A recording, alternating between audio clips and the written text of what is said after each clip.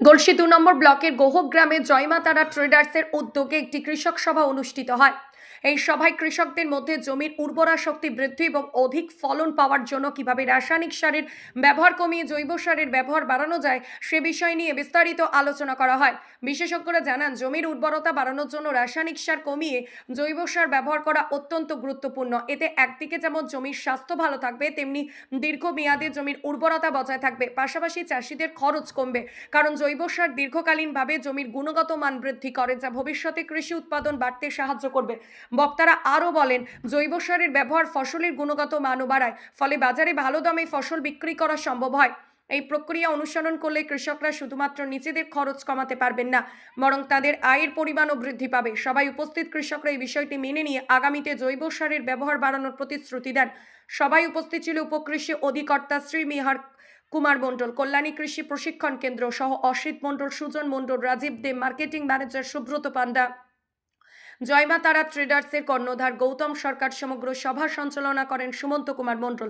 গলসি থেকে পরিতোষীলের রিপোর্ট, সজাগতা নিউজ, পূর্ব বর্ধমান। দাদা, প্রথমে আমি অ্যাকচুয়ালি শুভব্রত পান্ডা, আইপিএল বায়োলজিক্যালে রিজনাল ফিল্ড মার্কেটিং ম্যানেজার হিসাবে কার্যরত আছি এই কোম্পানিতে।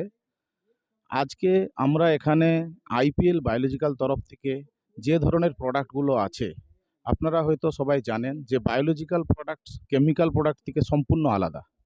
বায়োলজিক্যাল প্রোডাক্ট মাটির স্বাস্থ্যের জন্য ব্যবহার করা হয়। বায়োলজিক্যাল প্রোডাক্ট যে কেমিক্যাল সার চাষিরা ব্যবহার করে করে মাটির ক্ষতি করেছেন, পরিবেশের ক্ষতি করেছেন, আর সবথেকে বড় জিনিস হচ্ছে যে ফলনটা হচ্ছে ওটাতেও কেমিক্যাল ভর্তি হয়ে যাচ্ছে, যার দ্বারা কী হচ্ছে, এটা শুধু মানুষের ক্ষতি হচ্ছে না, যারা এই মাটিতে চাষ করে নিজের জীবনযাপন করে বছর পরে বছর বা মানে কি বলবো আপনাকে, যেটা কি জন্মর পরে জন্ম এটা চাষ করে ওর উপরে জীবিকা নির্বাহ করছেন, ওদের জন্য ক্ষতি হচ্ছে। কারণ যে হিসাবে কেমিক্যাল সারের মানে উপযোগিতাটাকে বাড়িয়ে দিয়েছেন, ওই হিসাবে যদি বাড়াতে যান আর 5 বছর পরে এই মাটি আর কিন্তু চাষ উপযোগী থাকবে না।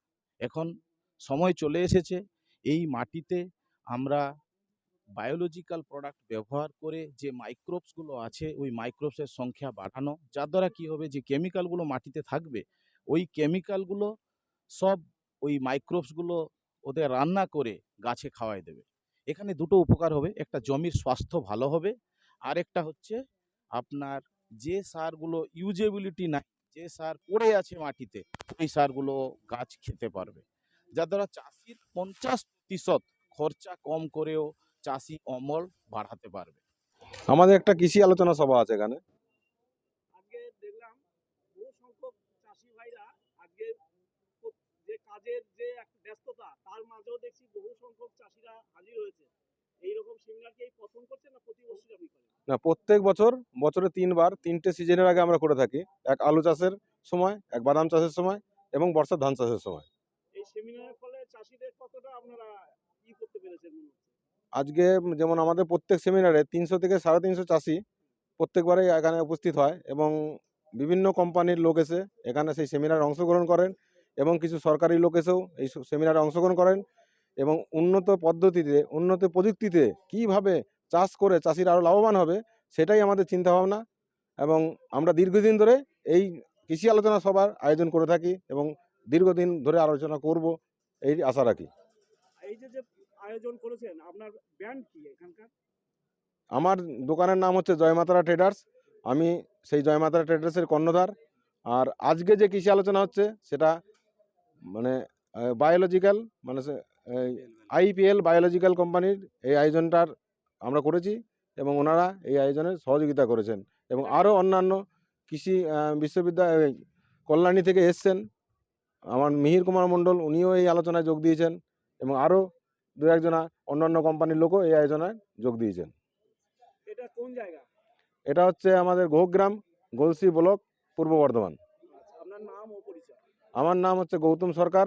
আমি এই গ্রামেরই বাসিন্দা এবং এখানে আমিও এক কৃষক পরিবারেরই সন্তান। সারের দিকে এগিয়ে যাওয়া হচ্ছে, এটা খুব ভালো দিক, খুব ভালোই লাগলো। তাতে অনেকটা উপকৃত হয়েছেন মনে হয়? উপকৃত হয়েছি, হ্যাঁ।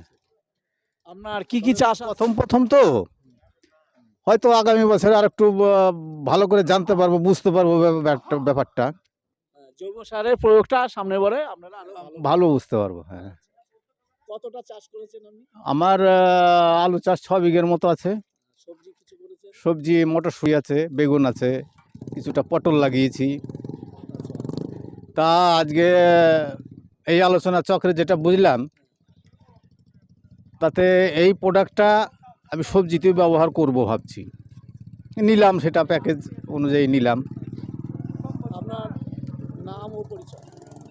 আমার নাম সন্তোষ কুমার ভক্ত, কোথা থেকে এসেছেন? গ্রাম জয়কৃষ্ণপুর, পোস্ট গোহগ্রাম, গলসি থানার মধ্যে। উপকৃত হলেন? খুব ভালো উপকৃত হলাম, দেখলাম সব লোকজন এসছে, অনেক চাষবাস নিয়ে আলোচনা চাষবাস হলো, নিয়ে আলোচনা হলো, সব চাষের পদ্ধতি জানা হলো আরো বেশি বেশি। আপনি কি চাষ করেন সাধারণত? আলু চাষটাই ধরেন বেশি চাষ, তারপরে তো এমনি সবজি থাকে, লঙ্কা বেগুন কপি টপি থাকে, সবই থাকে। আপনার নাম ও পরিচয় বলুন।